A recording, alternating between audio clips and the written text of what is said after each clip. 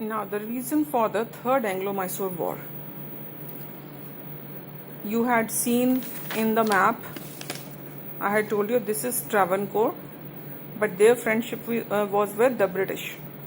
अब यहाँ से टीपू सुल्तान ने इस ट्रेवनकोर जो ये स्टेट है इसको इन्वेड किया, अटैक किया इस पे अटैक करने का मतलब एक तरह से ब्रिटिश लोगों पे अटैक करना, क्योंकि ये एलाइज थे ब्रिटिश के.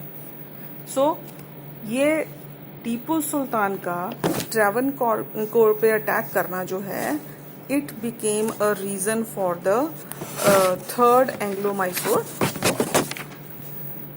So Tipu Sultan attacked the state of Travancore in 1789. Travancore was a British ally. So a war started between the British and Tipu Sultan. Tipu was defeated in this war and Srirangpattanam was captured by the British. Actually, Tipu की एक तरह से दोस्ती थी या उसका alliance था French लोगों के साथ, क्योंकि माहे था ना वहाँ पे, माहे को अटैक नहीं करने दिया था हैदर अली ने. तो इनका जो दोस्ती थी वो फ्रेंच लोगों से थी. उन्होंने एक आपस में वो किया हुआ था कि we will help you in case of a war. तो उसने अटैक तो किया ट्रेवनकोर पे, लेकिन जब उसको ज़रूरत थी फ्रेंच हेल्प की, वो टाइम पे मिल नहीं पाई. ऐसा इसमें भी हुआ और फोर्थ वॉर में भी हुआ.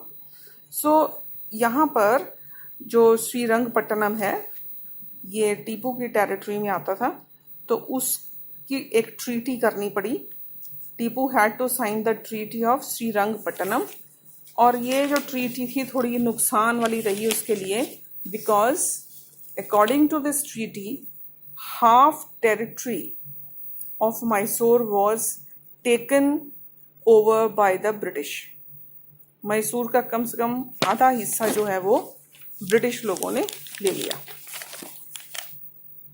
एंड बिसाइड्स दैट ब्रिटिश लोग चालाक थे, उनको पता था कि हैं तो ये ब्रेव, फिर से ना कहीं कुछ अटैक करें. तो अब अच्छी तरह से उस पर काबू करने का उनको यही तरीका लगा कि एक तो उनका एरिया ले लिया हाफ, और दूसरा टीपू के जो दो बेटे थे उनको भी उन्होंने वॉर हॉस्टेज बना के अपने साथ ले गए. ठीक है, जैसे प्रिजनर्स ऑफ वॉर होते हैं ना, कि इनको भी हम अपने साथ ले जाएंगे. तो इससे टीपू हमेशा इस डर में रहेगा कि अगर मैंने अटैक किया तो मेरे बेटों को मार देंगे. So according to this treaty, जिसका नाम क्या था, treaty of Srirangapatnam, half territory of Mysore was taken over by the British. 2 sons of Tipu were also taken by the British as war hostages to tame Tipu. Tame मतलब एक तरह टीपू को अपने कब्जे में रखने के लिए. Now, Fourth Anglo-Mysore War.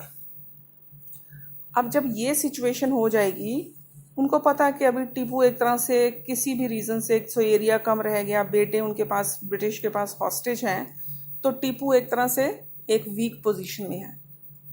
तो जब Lord Wellesley became the governor general of India in 1798, he thought that Tipu Sultan's alliance with the French was a threat for the British. मैंने आपको भी बताया ना, तो टीपू का अलायंस था फ्रेंच लोगों के साथ, और फ्रेंच ब्रिटिश लोगों के दुश्मन. इनकी आपस में दुश्मनी थी ब्रिटिश और फ्रेंच की.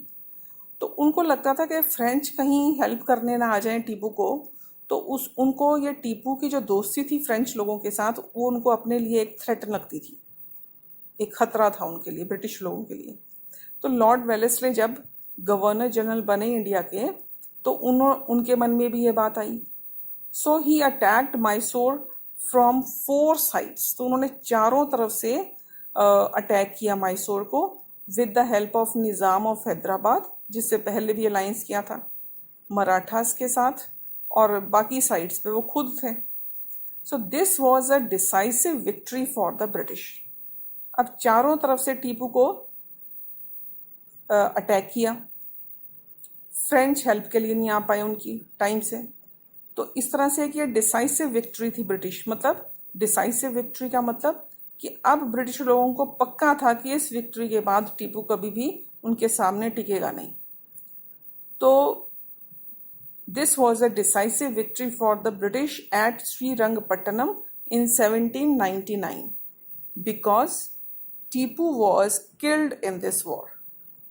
एंड देन जब अब राजा ही मर जाएगा एक तरह से कहीं का, जो हेड है बिल्कुल, तो most of the remaining territory of Mysore was taken over by the British, the Nizam and the Marathas, जिन्होंने हेल्प की। अब उनको भी तो कुछ देना पड़ेगा ना, हाफ टेरिटरी तो थर्ड वॉर के बाद ही ले ली थी, तो जो बाकी बची हुई टेरिटरी थी उसमें से कुछ एरिया निज़ाम ने ले लिया, कुछ मराठास ने ले लिया और कुछ ब्रिटिश लोगों ने ले लिया।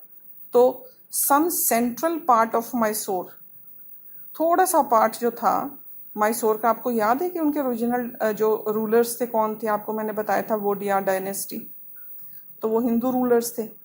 बस कुछ पार्ट, एक कोर मतलब सेंट्रल पार्ट मैसूर का जो थोड़ा सा था, वो वोडियार डायनेस्टी के एक प्रिंस को, इंडियन प्रिंस को दे दिया गया, जो कि उनके ओरिजिनल रूलर्स थे एक तरह से।